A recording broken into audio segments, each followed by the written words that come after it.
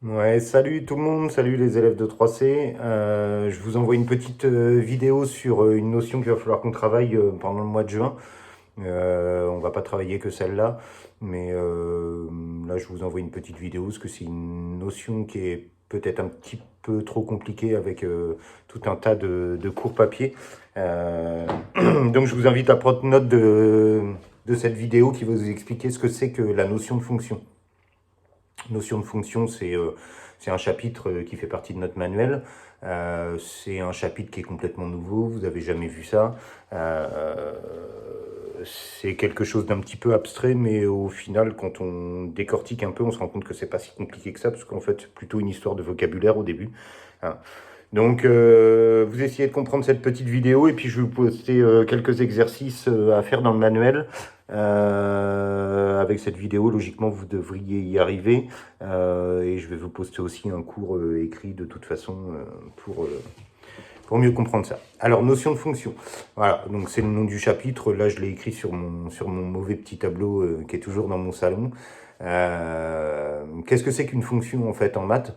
Une fonction en maths, c'est simplement un mécanisme, on va dire comme une machine, qui, quand tu lui donnes un nombre, elle t'en retourne un autre.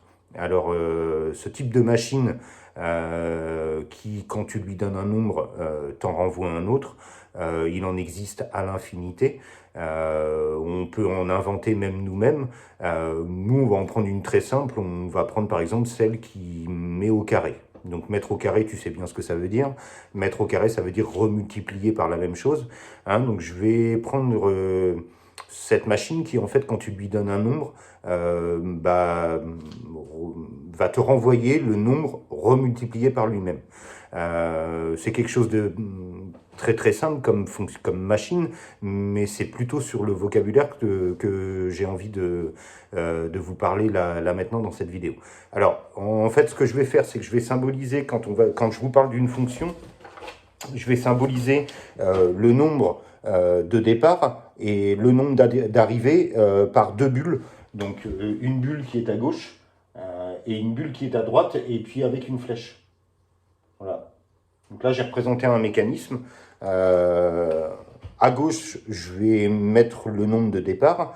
Et en fait, à droite, je vais mettre le nombre d'arrivées une fois que la machine a été mise en place. C'est-à-dire là, on va l'appeler la machine qui met au carré. Donc là, je vais mettre sur la flèche, en fait, ici, je vais mettre le nom de la fonction. Ben là, je vais l'appeler carré, puisqu'on met au carré. Hein. Euh, Mettre au carré. Voilà. Donc cette machine, si je lui donne un nombre dans la bulle de gauche, par exemple le nombre 2, quand elle va faire son fonctionnement, son mécanisme, elle va appliquer donc le carré de 2. Le carré de 2, tu sais bien combien ça fait, puisque 2 fois 2, ça fait 4. Mais en fait, elle va te renvoyer 4. Voilà. Cette machine qui s'appelle carré, en réalité, en maths, là, je l'ai noté par un nom qui est un mot, mais en réalité, la plupart du temps, le nom de la fonction, donc en fait, la fonction, c'est la machine, c'est symbolisé juste par une seule lettre de l'alphabet. Donc là, par exemple, je vais pas l'appeler, je vais réduire un petit peu, je vais pas l'appeler carré, je vais l'appeler C. Voilà. Donc cette fonction, en fait, là, elle s'appelle C euh, parce qu'elle met au carré, mais même la plupart du temps, en fait, c'est même plus flou que ça. C'est que le nom de la fonction, en fait, on l'appelle carrément F. F comme fonction. Alors ça peut s'appeler petit g, ça peut s'appeler petit h, ça peut s'appeler par un nom comme j'ai mis là, mais c'est rare. La plupart du temps, en fait, on l'appelle F. Voilà. Euh, donc ici, j'ai mis le nom de la fonction, F. Euh, Là, j'ai mis le nombre de départ et là, j'ai mis le nombre d'arrivées. Alors, cette fonction, en fait, tu peux lui donner plein de nombres parce que si tu changes et que par exemple tu lui donnes le nombre 10,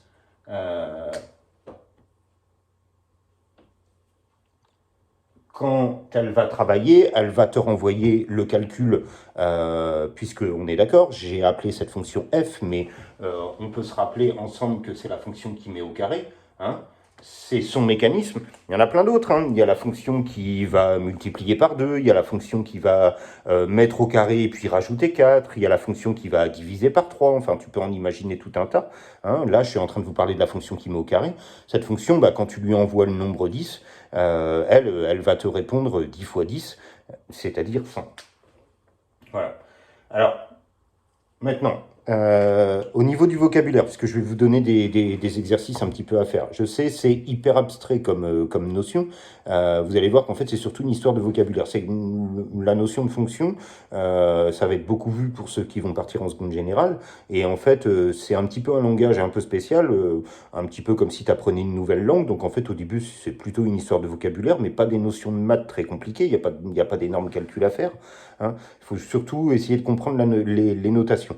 La bulle de gauche qui symbolise le nombre de départ et la bulle de droite qui symbolise le nombre d'arrivées, c'est-à-dire une fois que la fonction a fonctionné, elle a fait son mécanisme, t'as pas ça dans les manuels. Hein, d'accord, moi c'est comme ça que je l'explique, mais t'as pas ça dans les manuels. Voilà, dans les manuels, comment ça va être noté. Ça va être noté de cette façon-là. Ce qui est mis ici, nom de la fonction, nombre de départ et nombre d'arrivées, dans un manuel, ça va être marqué de cette façon-là. Ça va être marqué F, parenthèse, 10 égale 100. Alors, qu'est-ce que ça symbolise en fait?